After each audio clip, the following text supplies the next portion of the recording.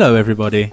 In today's video, we're going to take a look at one of the most common mistakes among Spanish speakers, and that's the difference between to and for. Right, let's start with the preposition to and its use as the infinitive of purpose. As its name implies, this expresses the purpose of a sentence. In other words, it answers the question why. Take a look at the first example. I went for a walk in the park to relax. Why did you go to the park? To relax.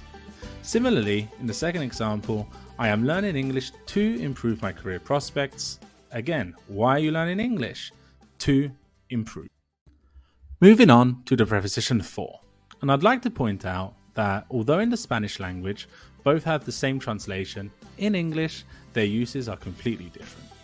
So, for, in this case, we use for describing the function of something. And as I just said, describing. Let's look at the first example. This knife is for cutting the grapefruit. What is the function of the knife? Cutting grapefruit. We're describing the function of the knife. Similarly, my red notebook is for taking English notes. What is the function of my red notebook? Taking English notes. Right. Annoyingly, like everything else in the English language, there are a million other uses to the word to. And here I'm just going to highlight a few examples. Let's start with the most basic, telling the time. We use to say this many minutes are left until the next hour. It is 7:45, 15 minutes until it's 8 o'clock. In examples 2 and 3, here the preposition is used to indicate movement.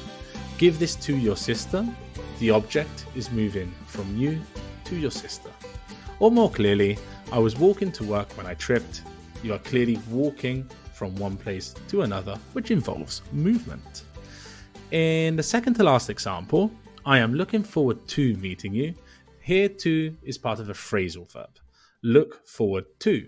We cannot use this phrasal verb without the preposition to.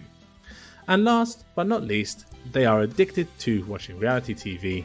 This is a dependent preposition, and the word addicted you would rarely see without the preposition to. Right guys, let's take a look at the other uses of for.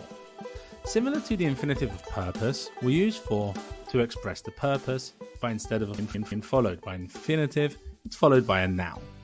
Look at the first example. I went to the bakery for bread. Why did you go to the bakery? For bread. Another use is that for we use to express meaning or purpose. Like this example, I wrote this song for you. Similar to, for can also be a dependent preposition. They apologized for breaking the rules. You apologize for doing something.